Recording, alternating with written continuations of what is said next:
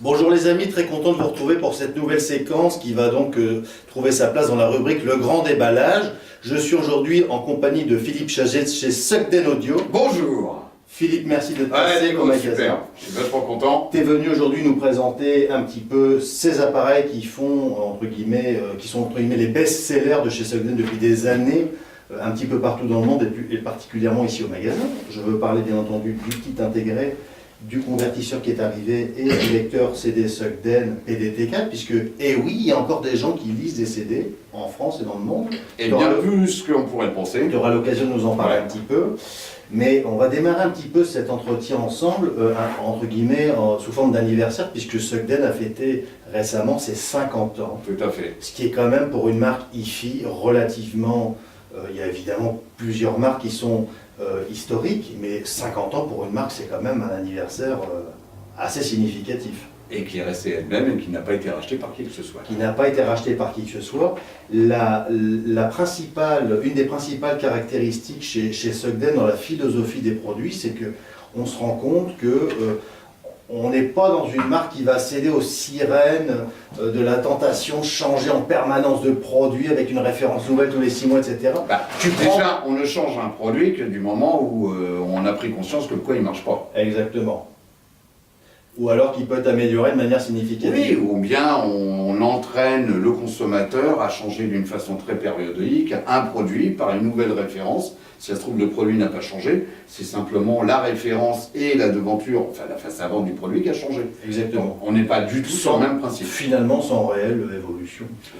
C'est-à-dire on ne peut pas réinventer la roue tous les 5 minutes. C'est pas ça, c'est qu'il faut des produits pour tout le monde. Donc il y a des gens qui aiment absolument le changement, le renouveau, la nouveauté, etc. On ne peut pas plaire et satisfaire tout le monde. Absolument. Bon, cependant, les 50 ans de la société Sugden, ils sont bien là. Juste un très très beau catalogue qui relate un petit peu l'histoire de Sugden. Donc chose très très intéressante à savoir. Et en tous les cas, n'hésitez pas à contacter Quai du Son pour avoir un catalogue. Voilà. Donc, et des porte-clés. Et des porte-clés. Dans certains cas de figure. Voilà. Donc, on a un petit catalogue qui est très bien foutu, qui reprend évidemment l'historique de Sugden, qu'on peut tout à fait vous proposer au magasin. Qui n'est pas un catalogue produit, mais oui, qui est un catalogue historique de la marque. Exactement. Et qui vous explique d'une façon très sobre d'où vient-elle, ce qu'elle a fait, ce qu'elle a proposé, et la philosophie. Voilà, des produits fabriqués à la main, avec un concept vraiment très orienté vers la musicalité, et vers surtout la pérennité, c'est-à-dire pérennité où le produit, s'il fonctionne, il n'y a aucune raison de le changer tout de suite, et deuxièmement, en termes également parce qu'on n'est pas à l'abri d'un changement de composant, d'une défaillance, et donc également s'appuyer sur un SAV qui est bien réel et qui est réalisable dans un avenir de demain, etc. Philippe, tu as tout à fait raison de parler de réparabilité, puisqu'aujourd'hui, quand on fait l'investissement, parce qu'on peut parler d'investissement dans un amplificateur à 1000, 1500, 2000, 3000 euros, 4000 euros, voire plus, le critère de réparabilité est un critère qu'il faut que vous preniez absolument en compte parce que aujourd'hui, et je suis bien placé pour le savoir, avec une grosse activité de réparation de SAV sur toutes les marques du marché, on s'aperçoit qu'aujourd'hui, un grand nombre de constructeurs, et je pense que tu vas confirmer ce que je dis, ne prennent pas suffisamment conscience de la pérennité de leurs produits et au bout de 1 an, 2 ans, vont arrêter tout simplement la distribution des pièces détachées qui vont permettre de réparer votre amplificateur qui peut tout à fait tomber en panne parce que c'est comme une voiture, comme un lave-vaisselle. On peut avoir une panne de composants, une panne de condensateur, une panne d'alimentation, une panne de commutation, n'importe quoi. Et chez Sugden, on a quand même une notion de service après-vente. Ça fait 12 ans qu'on propose la marque ici au magasin, un service après-vente qui est totalement exemplaire et toutes les pièces disponibles, toutes les pièces détachées sont disponibles.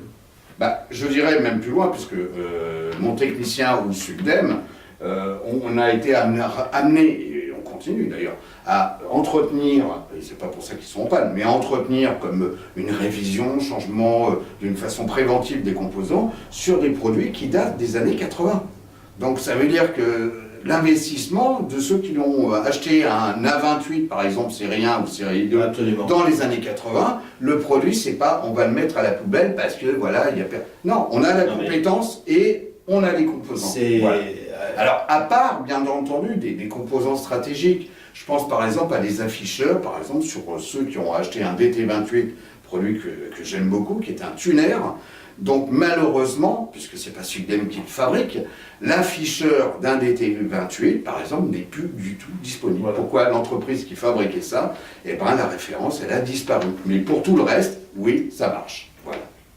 Écoute, c'était très intéressant d'évoquer ce phénomène de réparabilité qui, à mon avis, devrait être pris en exemple par beaucoup de constructeurs. On l'a déjà évoqué et je pense que c'est important parce que on se fait plaisir, on achète un appareil ou un système donc musical, mais également effectivement de savoir comme quoi demain on ne sera pas tout seul avec son produit, comme ça arrive malheureusement, mais bon, en tout cas c'est une vérité, se dire comme quoi effectivement son produit restera toujours opérationnel, même s'il peut arriver un petit ennui. Absolument. Ça peut arriver, bien sûr. Alors l'objet de cette vidéo aujourd'hui m'a été un petit peu inspiré par un client qui m'a fait une demande de QDS Personal Shopper. Vous savez, un service qu'on propose pour vous offrir une expérience client d'achat absolument immersive, où on va vous proposer un clip vidéo qui va vous présenter les appareils en live. Et je voulais profiter de la présence de Philippe qui nous rend visite aujourd'hui pour nous présenter quelques nouveautés, pour parler d'un appareil qui m'a été spécialement demandé par un client de la région du Nord, notre région native, et on va parler aujourd'hui de l'amplificateur intégré A21 Signature. Alors, est-ce que tu peux un petit peu nous parler de l'historique de cet appareil, les améliorations qui ont été apportées, puisque le modèle Signature est un modèle assez récent. Enfin, parle-nous un petit peu de cet appareil qui est quand même pas tout nouveau. Pour faire un résumé, déjà A21, c'est une référence mythique chez Sugdem. Pourquoi? Parce que le premier produit qui a été donc conçu et fabriqué par Sugdem s'appelle l'A21. Exactement. Et on revient donc il y a 50 ans. Donc pour revenir, on ne va pas remonter donc à la 21 initiale, on va déjà remonter sur une vingtaine d'années. Donc le premier produit qui s'appelait A21 AI. Pourquoi AI? Donc A comme amplifieur et I comme integrate. Donc ça voulait dire comme quoi c'était un appareil qui comportait des entrées donc au niveau et une entrée donc phono. Voilà. Donc il n'avait pas de télécommande, il avait une façade un peu grisonnante. Si vous regardez un petit peu l'historique sur internet, vous verrez donc les photos de cet appareil. C'est un appareil qui était magique de musicalité et effectivement qui a eu une durée de grosso modo 10 ans. Puisqu'il y a la série 2 qui est sortie en 2007. C'est ça. Donc, que tu appelles le MK2, mais qui aurait été la série 2. Donc, A21 AI, série 2. Donc, vous voyez, 2007. Et il y a 2 ans, parce que c'est un produit, ça fait déjà, il est sorti donc mi-2015, voilà. Et donc, on a sorti l'A21 AI Signature, toujours parce que on le propose avec l'entrée phono et vous le proposez avec l'entrée phono, donc AI. Très important parce qu'on a beaucoup de clients qui reviennent au vinyle. Voilà. L'intérêt d'avoir une entrée phono sur un amplificateur intégré vous évite d'acheter un appareil supplémentaire puisque une platine vinyle nécessite un ampli phono, mais ça, les gens qui nous suivent le savent déjà. Voilà, et de toute manière, parce que je vais répondre tout de suite à la question magique, oui, mais je voudrais un ampli sans entrée phono. Ben oui, mais c'est le même prix. Voilà, c'est le même prix puisque c'est le même prix. Sugdem avait fait un effort. À l'époque, il fallait ajouter un module, je me rappelle. Oui. Et après, j'avais décidé de commercialiser que l'ampli avec l'entrée phono. Exactement. Et que de manière, il était au prix sans entrée phono. Voilà. C'est intéressant. Alors, toujours disponible donc comme la 21 AI, donc série 2, donc en 2 teintes. Alors, c'est de la nodisation, hein. Donc c'est pas de la peinture, donc c'est pas du RAL, etc. C'est pas de la peinture, c'est de la nodisation, donc un traitement chimique. Donc soit en titane, soit en graphite. Donc le graphite, vous le verrez au magasin, il n'y en a pas. Donc voilà, si il y a un produit qui est graphite là, donc c'est un noir profond. Aujourd'hui, la couleur graphite, c'est un noir profond. La raison, elle est très simple, c'est que auparavant c'était une teinte plus crayon papier, hein, crayon noir papier. Mais il y a eu une demande, je vais dire mondiale, où effectivement les gens associaient ce produit graphite avec d'autres produits, d'autres marques noires. Donc maintenant, on a arrêté de se prendre le bourrichon. Donc tous les produits qui sont graphite sont noirs, de chez Noir. Et tu m'as parlé tout à l'heure d'un petit aspect nouveau qui est là. Juste après. On en parle juste après. Voilà, non, on va mettre tous les œufs dans le même panier, on va les mettre en haleine. Voilà. Alors, Au niveau de la technique, Alors, c'est un ampli donc en classe A, ah évidemment, bon? comme chez Sugden. Comme Ah, vous bah, avez parlé. ah bon, en classe A? Oui, en classe A. Bah oui, Sugden est quand même le précurseur, c'est le premier à avoir commercialisé des amplificateurs en classe A, donc on ne va pas revenir quand même sur cet acquis. Donc, déjà, premièrement, donc c'est un amplificateur en classe A. Il y a donc déjà une alimentation séparée. Alors même si on dit ah ouais, mais il n'y a qu'un transfo, etc. Parce que bon, tout le monde on a l'impression que non, c'est un transfo avec des enroulements séparés au secondaire, ce qui permet une alimentation dual mono, double mono, des cartes d'amplification. Donc l'alimentation n'est pas commune. Le transfo, il est peut-être au niveau primaire commun, mais les secondaires sont séparés. D'accord. Donc, et également, et après je parlerai de la différence par rapport à l'ancienne génération, c'est une configuration que les puristes tubistes en parlent très souvent, c'est le single need. Alors, qu'est-ce que ça veut dire? Eh bien, ça veut dire que sur ce schéma, qui est utilisé par Sugden depuis des lustres, depuis un bon bout de temps, qui a été amélioré, etc., c'est que c'est une sortie non complémentaire, c'est-à-dire que les transistors de puissance en sortie sont les mêmes, et non pas ce que beaucoup de constructeurs, ou ce qu'on peut faire aujourd'hui d'une façon banale, une paire complémentaire, c'est-à-dire que les deux transistors fonctionnent à l'opposé. Là, ce sont donc les mêmes transistors, qui ont les mêmes caractéristiques, et qui fonctionnent dans le même sens. Donc ça veut dire que d'un point de vue dynamique, je vais rester sobre, d'un point de vue dynamique, c'est comme si j'avais qu'un seul transistor de puissance. Sur le tube, c'est un tube de puissance, et là, au lieu de sortir sur un transformateur d'isolation, un transformateur de sortie, on sort sur capacité, sur un condensateur. On enlève la composante continue. Voilà. Mais c'est les mêmes transistors, donc pour les deux parties. Voilà. Donc les deux fonctionnent de la même façon. Très intéressant. Voilà. Et au niveau de la puissance, cet appareil, tu peux nous rappeler un peu la puissance? 2 fois 23 watts, oui. Mais contrairement à beaucoup qui... parce que ça fait partie des discours d'aujourd'hui. Oui, j'ai un amplificateur 2 fois 150, 2 fois 200... Est-ce qu'on pourrait essayer de répondre aux gens qui nous écoutent, parce que c'est une question qui revient tous les jours, à combien on peut estimer un ampli, par exemple, qui fait 2 fois 23 watts ou 2 fois 30 watts en classe A, pour essayer de fixer une échelle de valeur je vais répondre par rapport à un ampli en classe AB. Déjà, premièrement, c'est pas comme ça qu'il faut voir. Déjà, je vais dire, si les gens avaient, ça a été une grande mode à un moment donné, c'était d'avoir des vumètres sur les appareils. Donc après, il y en a certains qui ont gardé ces vumètres. Bon, le but étant d'écouter la musique et non pas regarder l'aiguille. Mais ça, c'est juste un petit rappel. Simplement, sur un niveau normal en termes de musique, dans une pièce normale, sincèrement, la puissance moyenne grand maximum, c'est 5 watts. D'accord. Ça, c'est quand même important de le signaler. Donc, et ce qui compte en électroacoustique, c'est pas la puissance, c'est comme dans une voiture. Ce qui va vous donner envie d'avoir une grosse américaine, c'est pas la puissance, parce que il y a beaucoup de puissance de voitures américaines qui sont ridicules par rapport à nos voitures européennes. Mais simplement, c'est le couple au démarrage. C'est le plaisir, c'est le côté confort. On appuie sur, on sent le V8 là qui est là, etc., ou le V12.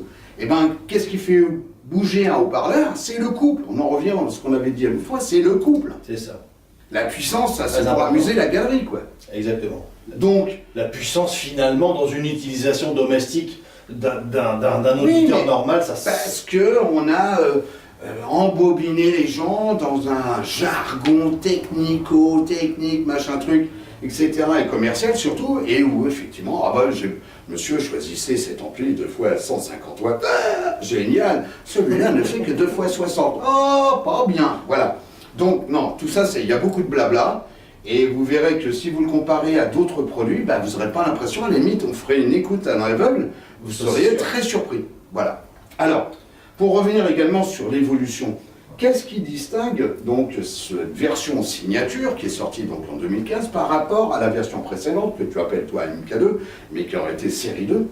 Eh bien, c'est simplement parce que Sugden a constaté l'importance, c'est pas nouveau, mais a changé totalement certains composants par une nouvelle marque de composants qui est beaucoup moins inductif. Donc l'inductif, ça veut dire que grosso modo, la résistance va augmenter avec la fréquence. Je vais rester simple, c'est pas la peine de vous embobiner, mais en tous les cas, le côté inductif a deux choses, c'est la rotation de phase, et deuxièmement, c'est réduire la bande passante. Eh bien, on a amélioré la qualité du produit par la qualité des composants. Et en plus, on a revu le circuit donc, de volume, on l'a revu, donc ça c'est la partie préampli, pour l'améliorer. Voilà. Voilà, grosso modo. Et je voudrais quand même dire aussi une chose très importante, c'est que la 21 AI série 2 est sortie en 2007 à 2050 €, et que, parce qu'il faut parler d'argent, la version A21 AI signature, on en est à 2099. Voilà. Quasiment qu'une augmentation de tarif. Ça, c'est vrai que c'est quand même très intéressant. Tu peux également nous parler, spécialement pour les utilisateurs de vinyle, on a la possibilité de switcher à l'intérieur en fonction du type de cellule. Alors, ça, c'est très intéressant puisque les utilisateurs de platine vinyle peuvent utiliser deux sortes de cellules, les cellules MM ou les cellules MC, vous le savez bien. On a la possibilité de faire quelque chose là-dessus. Tu peux nous expliquer un petit peu ? Alors, déjà, donc, tous les A21 AI, donc signature, sont équipés d'une entrée phono. Voilà. Bon. Cette entrée phono, donc, est compatible donc, soit avec les MM, ce qu'on appelle donc, les aimants mobiles, ou avec les MC, qui veut dire bobine mobile. Donc, l'appareil est livré d'origine en position MM. D'accord. Et si on doit, ou si on possède, une cellule bobine mobile, il y a 4 interrupteurs sur la carte électronique qui est à l'intérieur, qu'il faut changer de position. Donc on va jouer sur l'impédance d'entrée. Au lieu d'avoir 47 kg, on va passer à l'impédance d'entrée de 100 ohms. Et on va jouer sur le gain, puisque par définition, une bobine mobile, sauf cas exceptionnel pour certains constructeurs, donc pour les bobines mobiles, le niveau de sortie de la cellule est bien moindre. D'accord. Voilà. Très intéressant. Et sans oublier, bien entendu, parce qu'on vit dans une société moderne, donc l'appareil est moderne, et la petite télécommande toujours. Très important pour rester dans le canapé. Voilà, voilà, exactement. On va parler également d'un dernier aspect qui est très intéressant et surtout très également à la mode, à savoir la personnalisation des appareils. Tu m'as dit tout à l'heure, et ça c'était un peu une nouveauté puisque c'est pas très vieux, qu'on a la possibilité aujourd'hui chez Sogden de customiser un peu son appareil, dans une certaine mesure, avec des palettes de couleurs et des nuanciers voilà. assez sympas. Assez sympa. Alors, j'en reviens, c'est un peu la technique comme pour les sofas, si vous voulez. C'est pas de la peinture et de la barbouille qu'on met sur un châssis aluminium sur une façade aluminium ou en inox, si on veut l'inox. Ok, c'est un traitement chimique. Alors, et aujourd'hui, on a voulu rendre l'objet, parce que l'objet c'est aussi quelque chose d'important à regarder pour ceux qui sont sensibles aussi à l'apparence, à l'esthétique, c'est l'esthétique. Donc, c'est offrir la possibilité d'avoir une couleur. Alors, il n'y en a pas 36 000, hein, bien entendu. Si je propose 10 couleurs, on va parfois me demander la 11e. Mais en tous les cas, on a un nuancier, donc qui n'est pas un nuancier RAL, okay, qui est un code couleur sur la peinture.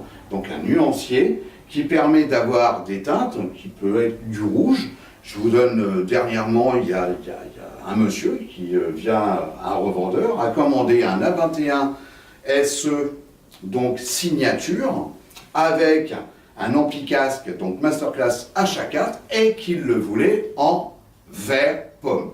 Et bien, il a reçu l'ensemble en vert pomme. Un petit peu à ça, on peut dire ça. Ouais, c'est voilà. Un petit peu plus flashy. Ouais, un petit peu plus flashy. C'est original. Voilà. C'est original. Alors après, bon, les goûts, les couleurs, vous savez, on a tous une voiture différente, une maison, bon, voilà.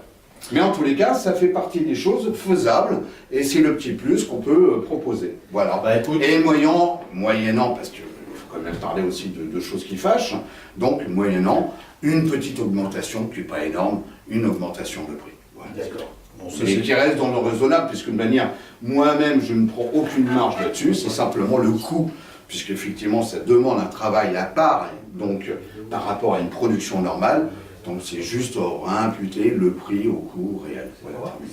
Bah écoute Philippe, je pense qu'on a fait le tour sur cet appareil. C'était en tout cas très intéressant de revenir plus spécifiquement sur cet A21 signature qui est donc aussi pour nous dans la gamme des amplificateurs autour de 2000 € un vrai best-seller. Rappeler la pérennité de la marque, le sérieux d'une marque qui a su conserver entre guillemets une certaine vision de ce qu'elle voulait faire, malgré toutes les modes et phénomènes de mode qui n'arrêtent pas d'arriver de tous les côtés, avec la dématérialisation notamment, etc. Les amplificateurs en différentes classes d'amplification. Et pour terminer, on va parler, juste pour conclure là-dessus, sur les spécificités du son classe A, parce que c'est comme ça qui intéresse les gens. Les gens me disent, qu'est-ce que c'est que la classe A, qu'est-ce que ça fait au niveau du son? Parce que là, ça fait 20 watts en classe A, il y a du double mono, etc. Tout ça, c'est très intéressant, mais le son classe A, rapidement, en 1 minute, pour quelqu'un qui nous regarde, qui se dit, qu'est-ce que c'est qu'un amplificateur? C'est quoi la différence par un amplificateur? Simplement, sans parler de technique, la classe A permet 2 choses. C'est le swing à bas niveau. Voilà. À bas niveau, c'est là où vous avez tous les détails, c'est les fins de notes sur un plaquet de piano, c'est sur les trémolos de voix, donc c'est l'extinction d'une note où on doit respecter l'énergie et le temps, et pas une coupure là, où effectivement l'électronique n'est pas capable de fournir le courant à bas niveau et le haut-parleur il se déplace pas. Voilà, et c'est le côté charnel de la musique. Effectivement, on réduit la distorsion et on a beaucoup plus d'informations, quel que soit le niveau sonore. On a beaucoup plus d'informations et on a ce côté où perception, où on sent le côté naturel et sensuel de la musique. Et ce ne sont pas une suite de sons où effectivement on va dire « Ah ouais, tiens, j'ai l'aigu, j'ai le grave, le médium, il est comme ci ». Non, il y a un phénomène d'intégration qui fait comme quoi on est dans la musique et le but c'est de changer de CD ou de fichier audio et non pas de se poser des questions métaphysiques pour savoir si l'aigu il est plus lumineux ou moins lumineux le soir quand je vais me coucher. Voilà. Donc c'est ça la classe A, c'est le côté charnel, le côté couple, comme une grosse américaine où effectivement vous avez du couple, vous avez des petites voitures, on peut s'amuser, mais vous êtes toujours obligé d'être à fond dans les tours pour avoir quelque chose. Le but d'écouter de la musique, c'est de se faire plaisir peut-être plus fort, mais d'écouter aussi dans un contexte familial où on est là, où effectivement on entend le concert, même si la musique elle n'est pas forte. C'est ça. Parce que faire des démonstrations, beaucoup de gens font des démonstrations, mais le niveau il est à toute berzingue, il est à fond, et ça, vous ferez ça jamais chez vous. Parce que de manière, c'est insoutenable, c'est insoutenable. Là, Philippe, franchement, tu as tout à fait raison dans ce que tu viens de dire, parce que, et on le fait dans les démonstrations aussi qu'on peut conduire au magasin quotidiennement, je dis toujours aux clients, écoutez à bas niveau pour vous faire une idée de ce que ça donne. Parce que c'est vrai qu'on aime bien pousser la chansonnette, mettre un peu de volume pour montrer un petit peu le côté démonstratif de la chaîne. C'est important aussi, puisque on peut être amené parfois à pousser un peu le volume, mais sachez que dans une grande majorité des cas, effectivement, la plupart d'entre nous, on écoute de la musique pour différentes raisons à des niveaux modérés, pour le voisinage, pour les enfants, pour tout un tas de raisons. Et il faut qu'on puisse avoir d'une respiration et déjà de la musicalité à bas niveau. S'il faut pousser le volume à mort pour pouvoir entendre ce qu'on devrait entendre en principe, c'est vrai que c'est un peu gênant. Oui, et puis en même temps, je pense que, bon, avec l'expérience, je ne vais pas faire le vieux qui raconte ses vieilles histoires, mais simplement, les meilleurs systèmes, généralement, c'est que quand vous écoutez un morceau que vous connaissez et que vous l'écoutez à niveau, c'est le fait simplement, et le chien il est bien d'accord avec moi, c'est le fait d'avoir une restitution stéréophonique où effectivement vous entendez tout comme si c'était plus fort. Mais c'est moins fort et vous ressentez tout. Et c'est pas le type de son qui font chip chip. Voilà. Bah écoute Philippe, je te Nicolas, remercie beaucoup pour ta participation. Ouais, je te remercie beaucoup. À très bientôt. Absolument, avec grand plaisir. Merci de votre attention. Merci. À bientôt.